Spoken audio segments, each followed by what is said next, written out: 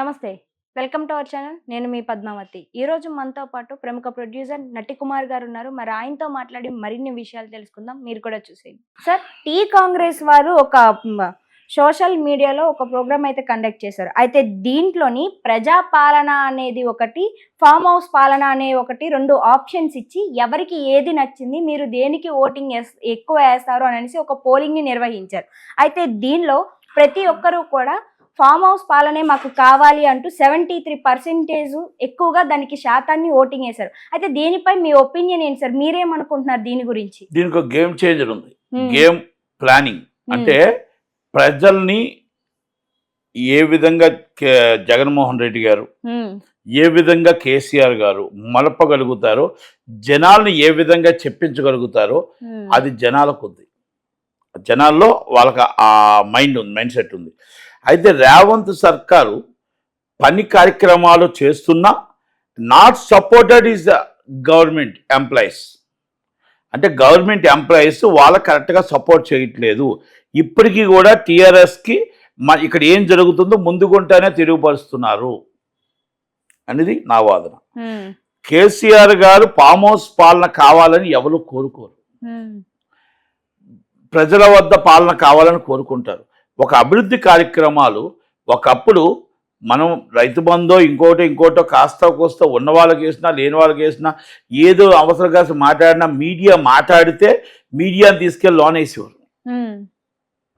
ఇప్పుడు స్వేచ్ఛ ఉంది, ఎవరైనా మాట్లాడటానికి స్వేచ్ఛ ఉంది. అప్పుడు మాట్లాడటానికే స్వేచ్ఛ. ఇప్పుడు నాలాంటి వాడు ఇప్పుడు మాట్లాడుతున్నా, అప్పుడే మాట్లాడేటట్టుంటే నన్ను తీసుకెళ్ళి ఆమె కేసు పెట్టేవారు. అపోజిషన్ ఎవరికి మాట్లాడటానికి లేదు. అపోజిషన్ ఎవరు కూడా టీఆర్ఎస్కి మాట్లాడడానికి లేదు. ఆఫీసర్లు లేదు, పోలీసు వాళ్ళకి లేదు.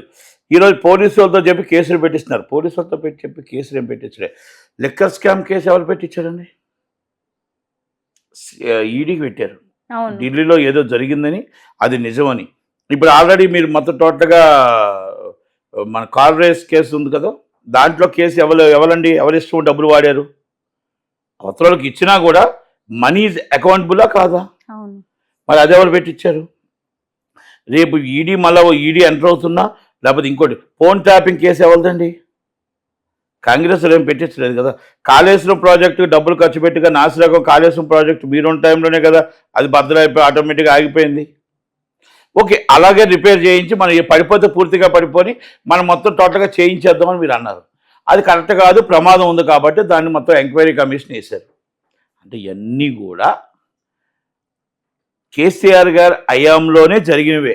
అయితే మీకు ప్రజల పాలన కావాలని అడుగుతారు కానీ సెక్రటరీకి వద్దు, మా ఇంట్లో కేసీఆర్ గారి ఫామ్ హౌస్ రోడ్డు మీద నించోవాలా, మేము ఫామ్ హౌస్ రోడ్డు మీద నించొని పాలన చేయాలని ఎవరు కోరుకోరు.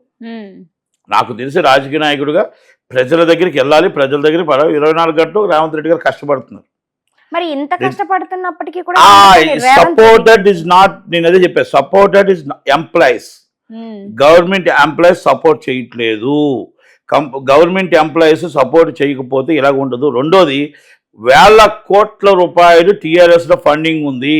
వేల కోట్ల రూపాయలు పార్టీ ఫండింగ్ ఉండేటప్పుడు ఎంతమంది జనం వచ్చినా రచ్చ చేసినా ఏం చేసినా వాళ్ళని కాపాడటానికి లీగల్ టీం ఉంది. వాళ్ళని కాపాడటానికి, వాళ్ళ కుటుంబానికి పెంచడానికి, పోషించడానికి ఒక టీం ఉంది. అలాంటప్పుడు సాధారణమైన ఇప్పుడు నేషనల్ కాంగ్రెస్ పార్టీకి ప్రాంతీయ పార్టీకి అదే తేడా. అక్కడ మీకు ఆ డబ్బు వస్తున్నప్పుడు ఆటోమేటిక్గా జనాలంతా కూడా ఆకర్షణ ఉంటుంది. ఇవాళ పబ్లిక్ ఒపీనియన్ పోల్ పెట్టమని అడిగారు అనుకోండి, కాంగ్రెస్ కార్యకర్తలు వచ్చి పబ్లిక్ ఒపీనియన్ పోల్ దగ్గరికి వెళ్ళారు అనుకోండి, మా కార్యక్రమాలు ఏం చేసామని వాళ్ళని అడుగుతారు 1 yearలో. వీళ్ళు ఆలే చేస్తున్నారు. ఇక్కడ అక్కడ ఉన్న ఒక అవ్వ ఉంది, లేకపోతే మీరే ఉన్నారు, అమ్మ నీకు వెళ్ళి నేను అడిగాను వచ్చాను, అమ్మ నువ్వు వచ్చి టీఆర్ఎస్ సపోర్ట్గా చెయ్యమ్మా అన్నాను, వెంటనే ఫీడ్ చేసేస్తాం. అంటే నా ఇన్ఫ్లుయెన్స్డ్. అలా మొత్తం అక్కడ లోకల్ టీము, జిల్లా నాయకత్వం పటిష్టంగా ఉంది. జిల్లా నాయకత్వం పటిష్టంగా ఉంది. మనీ ఈజ్ పార్టీ ఫండింగ్ పటిష్టంగా ఉంది. అందరికి అర్థమైపోతుంది. అప్పుడు ఆటోమేటిక్గా మీకు ఇలాంటి ఒపీనియన్ పోల్లో రాదా? మరి ఆ ఒపీనియన్ పోల్లో మీకు ఎలక్షన్లో ఎందుకు రాలే? మరి మీరు వచ్చి మరి ఎంపీ పోని మీరు మరి ఎంపీ సీట్లో మీకు డిపాజిట్లు ఎందుకు పోయాయి? ఆ రోజు ఒపీనియన్ పోల్ చెప్పిన వాళ్ళు ఎంపీ సీట్లో మీకు వెయ్యాలి కదా, ఎన్ని రోజులు అవ్వలేదు కదా ఎలక్షన్, వేయలేదు. మరి బీజేపీ వాళ్ళు ఏమంటున్నారు, లేదు లేదు మేము గవర్నమెంట్ ఫామ్ చేస్తున్నాం, వెరీ వెరీ గవర్నమెంట్ షార్ట్లీ, మేము ఆల్రెడీ మేము కాంగ్రెస్ గవర్నమెంట్ పడగొట్టి మరి ఫామ్ చేస్తాం. వాళ్ళు వచ్చి మొత్తం అమిత్ షా గారు, మొత్తం టోటల్గా సంతోష్ బగిల్ గారు, మొత్తం అందరూ వచ్చేస్తున్నారు, సునీల్ బన్సల్ గారు, మొత్తం అందరూ వచ్చేస్తున్నారు. ఇమ్మీడియట్లీ ఇస్ తెలంగాణ ఇస్ మా కాసారం చేసేద్దాం, BJP is Telangana, Andhra is అ పవన్ కళ్యాణ్ అని వెళ్ళిపోతున్నారు వాళ్ళు. ఈ రెండు వాళ్ళు వెళ్ళిపోతే మీరు వచ్చి నాకు మళ్ళా వస్తుంది పట్టం కడతారంటారేంటి? మీరు 3వ ప్లేస్ వచ్చారని మర్చిపోతున్నారు కేసీఆర్ గారు. ప్రజలు మిమ్మల్ని ప్రేమించుంటే ఎంపీ ఎలక్షన్స్లో మిమ్మల్ని 2వ ప్లేస్ కూడా రాలేదు కదా ఎక్కడైనా. మీరు 3వ ప్లేస్ వచ్చే 2nd ప్లేస్ అండ్ బీజేపీ వచ్చింది అంటే ఇక్కడ మాయ మర్బాలలో జనాల్లో మనం చేయడంలో అక్కడ సోషల్ మీడియా వాళ్ళు పెట్టారు, విన్నర్ మీరే అయ్యారు.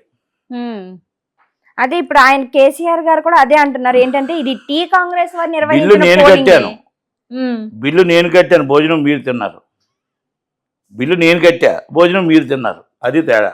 బిల్లు పే చేసింది కాంగ్రెస్ వాళ్ళు, మొత్తం టోటల్గా ఫుడ్ అంతా తినేసింది మీరు. అది అక్కడ అంటే అక్కడే లాజిక్ ఉంది. ఆ లాజిక్ ప్రజల దగ్గరికి వెళ్ళి ప్రజలతో. అదే ఇప్పుడు కాంగ్రెస్ వాళ్ళు ఏం చేశారు, మాకు పోస్టులు రాలేదు, మాకు పదవులు రాలేదు, నాకు పదవులు రానప్పుడు నేను ఎందుకు చేస్తా అంటే ప్రజాస్వామ్య స్వేచ్ఛ అంటారు కాంగ్రెస్ పార్టీకి. ఆ స్వేచ్ఛలో వాళ్ళు సక్సెస్ అయ్యారు. ఇప్పుడు ఎలక్షన్స్ పెట్టినా 3వ ప్లేస్ టీఆర్ఎస్ వస్తుంది. మీరు నువ్వా నేనా అనే ప్లేస్లోనే కాంగ్రెస్ బీజేపీ ఉంది. రేపు ఎప్పుడైనా సరే బీజేపీ రావడానికి అవకాశాలు ఉంటాయి కానీ ప్రాంతీయ పార్టీ రావడానికి అవకాశమే లేదు. మళ్ళీ మీకు అక్కడ తేడా ఉంది. ఆంధ్రాలో ఎనీ టైం ఎప్పుడైనా సరే మళ్ళీ 2029 జగన్మోహన్ రెడ్డి రావడానికి అవకాశాలు ఉన్నాయి. ఎందుకని అంటారు? జగన్మోహన్ రెడ్డి అనే వ్యక్తి అక్కడ మొత్తం ప్రాంతీయ పార్టీకి పండు బలంగా ఉంది, మొత్తం టోటల్గా జిల్లా నాయకత్వం పటిష్టంగా ఉంది. ఈ మొత్తం సీనియర్లు అందరూ వెళ్ళిపోవాలని కోరుకుంటున్న వ్యక్తిలో జగన్మోహన్ రెడ్డి ఒకడు. ఆ వెళ్ళిపోతున్న వ్యక్తుల్లో వీళ్ళు ట్రాప్ చేసుకొని మళ్ళీ కూటమి వాళ్ళు జాయిన్ చేసుకొని ఎవరి గొయ్యి ఆలే తవ్వుకుంటూ ఉన్నారు. కొత్త రక్తంతో కొత్తగా మళ్ళా వచ్చి 2029 గవర్నమెంట్ ఫామ్ చేసే అవకాశం జగన్మోహన్ రెడ్డికి ఉంది. ఎందుకంటే వ్యతిరేకం వస్తుంది, ప్రజల్లో ఇప్పటికీ వస్తుంది. కనుక అక్కడ ఛాన్స్ ఉంది, ఇక్కడ ఛాన్స్ కనబడట్లే. ఇక్కడ ఆల్రెడీ పటిష్టం అయిపోయింది, బీజేపీ పటిష్టం అయిపోయింది. అక్కడ కూటమి ప్రభుత్వానికి ఒకటే అపోజిషన్, కాంగ్రెస్ పార్టీ పటిష్టం అవ్వలే. కూటమి ప్రభుత్వానికి ఒకటే జగన్మోహన్ రెడ్డి. కాంగ్రెస్ పార్టీ వాళ్ళు కలాలా వద్దా అనేది తర్వాత విషయాలు. ఇక్కడ ప్రాంతీయ పార్టీ అక్కడ ప్రజల్లో మమేకమై ఉంది. ఎనీ టైం ఎప్పుడైనా నేను చాలా మందిని కనుక్కున్నాను, జగన్ బాబా బెటరు, మాకు కరెక్ట్గా టైంకి వచ్చేది, జగన్ బాబా బెటరు, మాకు అన్నీ వచ్చేవి, జగన్ బాబా అన్నింటికి జగన్ బాబా బెటర్ అంటున్నారు. కొన్ని విషయాల్లో కొన్ని సచివాలయం అవచ్చు, వాలంటీర్స్ మా ఇంటికి వచ్చేవారు, ఇప్పుడు మేము తిరగలేక చచ్చిపోతున్నాం, మేము రాలేక చచ్చిపోతున్నాం, నించొని ఎండలో కళ్ళు తిరుగుతున్నాయి, చలి అయిపోతుంది అన్న ఒక ఫీలింగ్కి వెళ్ళిపోయారు. 5 సంవత్సరాలు మన ఇంట్లో కూర్చుంటుండగా ఆ వాలంటరీ వచ్చి మీకు అన్ని కార్యక్రమాలు చేసింది. ఇప్పుడు వాలంటరీ లేకపోతేప్పుడు మనం స్వయంగా వెళ్ళి అక్కడికి వెళ్ళేటప్పుడు, సచివాలయానికి వెళ్ళేటప్పటికి ఒక విపరీతమైన కోపం వస్తుంది. ఇప్పుడు నేను మీ దగ్గరికి వస్తున్నా, మీరు నా దగ్గరికి వస్తున్నారు, నేను మీ దగ్గరికి వస్తే నాకు కోపం వస్తుందా? ఇప్పుడు నన్ను గౌరవిస్తున్నారు, తర్వాత మీరు నన్ను గౌరవించకుండా మీరు నా దగ్గర రండి, వస్తే మీకు ఇంటర్వ్యూ ఇస్తామని అన్నారు అనుకో, అప్పుడు ఏముంటుంది? అదే కోపం ప్రజల్లో చూస్తున్నాం, ఆగ్రహం. 5 సంవత్సరాలు నన్ను కూర్చోబెట్టాడు జగన్ బాబు. 5 సంవత్సరాలు నాకు కూర్చోబెట్టి అవ్వా నీకు ఇదిగో లెటరు, అవ్వా నీకు ఇదిగో నీకు క్యాస్ట్ సర్టిఫికేట్, ఇదిగో నీ డెత్ సర్టిఫికేట్, ఇదిగో నీకు మీ పిల్లలు 10th సర్టిఫికేట్, ఇదిగో మీకు మొత్తం ఏం కావాలంటే అది ఒక వాలంటరీ నీట్గా చేసుకుంటూ వచ్చిన కార్యక్రమాల్లో అవన్నీ కాకుండా ప్రతి దానికి నేను వెళ్ళి నించొని లైన్ కనుక్కొని నించొని నేను రూపాయి దండుకుంటున్న ఈ లంచావతారాలకి ఏం చెప్పాలి? నువ్వు ఇస్తుంది 4,000 పెన్షను, నేను కడుతుంది 1,02,000 రూపాయలు. ఏ ఒక్క విషయానికైనా లంచం కడుతుంది. రేషన్ కార్డు కావాలన్నా లంచమే, బియ్యం కావాలన్నా లంచమే, బియ్యం ఇవ్వకపోతే రేపు నా కార్డు క్యాన్సిల్ చేస్తా అన్న పరిస్థితులు వచ్చాయి. ఇది నా మాట కాదు, ప్రజల మాట. ప్రజలు అడుగుతున్న మాటలు, ప్రజలు చెప్తున్న మాటలు. నేను ఒక్కడిని హైదరాబాద్లో కూర్చోను, నేను ప్రతి ఏరియాకి వెళ్తూ నేను టీ కొట్ల దగ్గర, రోడ్ల మీద, అక్కడ ఇక్కడ చిన్న అంగళ్ళు అడుగుతూ ఉంటాను. అడుగుతూ ఉంటే ఆ చెప్తున్న మాటలే మా డిఆర్టీకి వస్తున్న జనాలు ఉంటారు, వాళ్ళు చెప్తున్న మాటలే. అంతే తప్ప నేను ఏసీ రూమ్లో కూర్చొని నా రికార్డ్ ఏంటి, నా ట్రాక్ రికార్డ్ ఏంటి, బ్రదర్ భజన చేస్తున్నారు అందరూ సూపర్ భజన చేస్తుంటే ఆ భజన చేయించుకునే క్యారెక్టర్ కాదు. ప్రజల దగ్గర నిర్భయంగా మనం తెలుసుకో. ఎమ్మెల్యేలు ఇంట్లో కూర్చొని మధ్యాహ్నం పడుకొని పియ్యలు కూడా ఫోన్లు ఎత్తని మా రివ్యూలు కావు. అది ఇవన్నీ ఆలోచించుకోవాలి. ఇక్కడికి బీజేపీ స్ట్రాంగ్ అవుతుంది, టీడీపీకి మన కాంగ్రెస్కి బీజేపీకి పడుతుంది తప్ప బీఆర్ఎస్కి ఊహాజ్ఞానమే తప్ప ఏముండదు.